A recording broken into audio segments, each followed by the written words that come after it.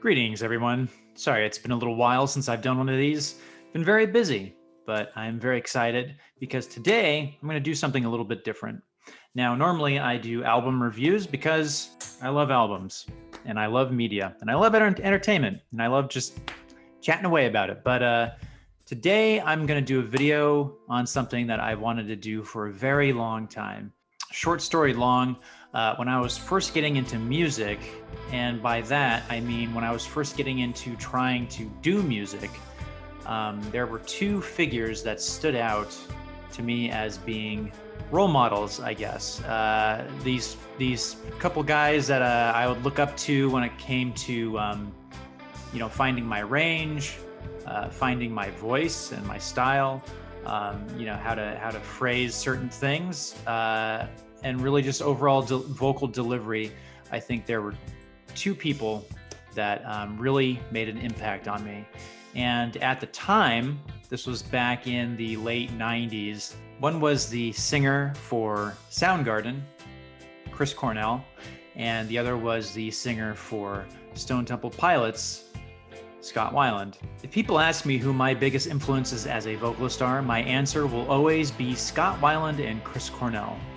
One with an unmatched vocal range and truly unique songwriting ability that influenced an entire decade of rock. The other known as one of the greatest live entertainers and who understood lyrical hooks more than anyone, probably ever. After hugely successful careers in the 90s with their respective bands and watching that hype die down by the end of the 90s, both Scott Weiland and Chris Cornell turned to an idea that was currently in vogue for the aughts, the idea of the supergroup. Chris Cornell co-founded Audioslave with Rage Against the Machine alumni Tom Morello, Tim Comerford, and Brad Wilk, while Scott Weiland was hired by Guns N' Roses alumni Slash, Duff McKagan, and Matt Sorum to be the frontman for Velvet Revolver. One thing I found very odd was as time went on, and as we got later into the aughts, Chris Cornell and Scott Weiland's careers and lives would start to run in parallel. It almost seemed like when one would do something, the other one would do something as well. Today we're going to talk about these two rock giants and the solo album releases that set the tone for the rest of their careers and, sadly, the rest of their lives. Today I want to compare and contrast Scott Weiland's late 2008 release, Happy in Galoshes, with Chris Cornell's early 2009 release, Scream.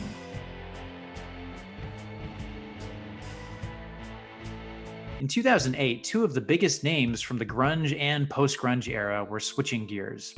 Chris Cornell was a few years out from cutting ties with Audioslave. All indications point to Chris Cornell possibly becoming a household name after his contribution to the new James Bond movie Casino Royale's title track, You Know My Name. This song also served as the closing track for Cornell's 2007 solo album, Carry On. However, the album largely went under the radar, receiving mixed reviews and not generating a lot of buzz. Meanwhile, after much turmoil in the band, including drug relapses and arguments over publishing rights, Scott Weiland's tenure in Velvet Revolver ended rather dramatically. During a VR concert in Glasgow, Weiland blurted on stage, "You're watching something special." The last tour by Velvet Revolver. By the summer of 2008, it was clear that both frontmen were switching gears and both frontmen had something to prove, that they were indeed still relevant. Scott Weiland would release Happy in Galoshes in November 2008, and Chris Cornell would release Scream in March of 2009. By 2006, Scott Weiland had his hands on a new project, a joint venture with his good friend and solo bandmate Doug Green.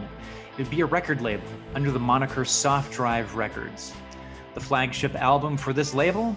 You guessed it, Scott Weiland's 2008 solo album, Happy in Galoshes. Teases of an upcoming Weiland solo album started popping up about a year before Velvet Revolver would release their second album, Libertad, under RCA. Interestingly enough, amongst these tidbits was a 30-second clip of a song that Scott had produced with Pharrell entitled Happy. Yes, you heard me. The name of the song was Happy. Look it up, because for unknown reasons, the track was never officially released. Meaning, for unknown reasons, they both walked away from this collaboration. Meanwhile, sometime after the release of Cornell's Carry On album in 2007, its lukewarm reception, there was pressure from Cornell and Cornell's management to take a notable risk, and that would come in the form of teaming up with the highly acclaimed producer Timbaland. Having worked with Nelly Furtado, Justin Timberlake, Missy Elliott, to name just a few, this is a team-up that Suretone Records could surely champion, and for anyone who had cable at the time back in 2008, the promotional push for this album, Scream, was palpable. Someone, somewhere, was doing everything they could to ensure that Chris Cornell was a household name, and that this forefather of grunge would resurrect into some gigantic pop star. By mid-2009, the verdict was in, and many conversations were had between my peers and myself about these two albums. Scream by Chris Cornell seemed to be universally reviled, by myself included. It felt like a slap in the face to die-hard fans who knew him for his strictly live instrument approach to songs, akin to the folks he came up with like Alice in Chains, Pearl Jam, and Nirvana. As much as I couldn't get behind tracks like Part of Me and the title track Scream, writing them off as overproduced and a bit disingenuous. There were some hidden gems on Scream buried under a forcibly electronic production. Time, Take Me Alive, and Two Drink Minimum are all songs I could picture working under different circumstances. Meanwhile, Happy and Galoshes lands somewhere between the return to form a lot of Weiland fans, including myself, were starved for at the time, and just a hot mess of songs that felt underproduced and underdeveloped. My biggest criticism about Happy and Galoshes, just right off the bat, is there's a lot to be said about your solo album when the least interesting thing about it is your voice. And in a lot of cases with the tracks, I felt like Scott Weiland's voice was tucked under the mix. I'd later find out that Happy and Galoshes was recorded throughout the aughts as a bit of a pet project, and this would totally make sense considering stylistically the album was all over the place. But there were a few tracks that were incredibly catchy and maybe the closest thing to hits that Weiland's resources could provide, including the songs Paralysis, Missing Cleveland, and Tangle With Your Mind. It's hard to know what the goal was with Happy and Galoshes. Scott released this after he had split with Velvet Revolver, but also after he had reunited and begun touring with Stone Temple Pilots. It could be theorized that maybe at one point his collaboration with Pharrell on Happy would have been the big expensive hit he would have needed to relaunch his solo career. But can the song once STP got back together? The world may never know. STP would release one more album in 2010, self-titled, with mainly negative reviews from veteran fans. And likewise with Soundgarden's 2012 release King Animal, which garnered slightly more positive reviews, but still overwhelmingly lukewarm. From there, both musicians would release solo albums in 2015, one from Scott and his backing band, then called the Wildabouts, called Blaster, and one from Chris Cornell called Higher Truth. Scott Weiland died from drug-related causes on December 3rd, 2015, and Chris Cornell took his own life on May 18th, 2017. These are, alas, topics for another time.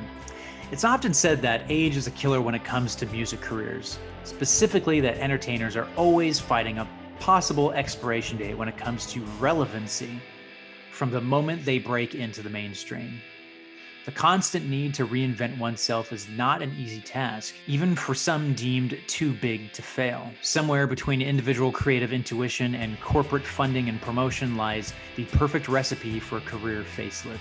For Scott and Chris, I often wonder if there was a correct approach to a solo album that would knock them back into the stratosphere, or if they were destined to be forever locked into being acts of nostalgia. Eventually, how could their lives be changed if Scream or Happy and Galoshes had really taken off? In summation, I will make it very clear that I am not a huge fan of either album. Obviously, comparing the two, Happy and Galoshes is my favorite album, but I think that both kind of suffer from lacking what the other one has too much of. If Scream had had more of a homemade feel, more of a DIY feel that we're used to with Chris Cornell, I think it would have done a lot better. As I had stated before, a lot of the songs kind of suffered from being overproduced. With Happy and Galoshes, it's hard to say.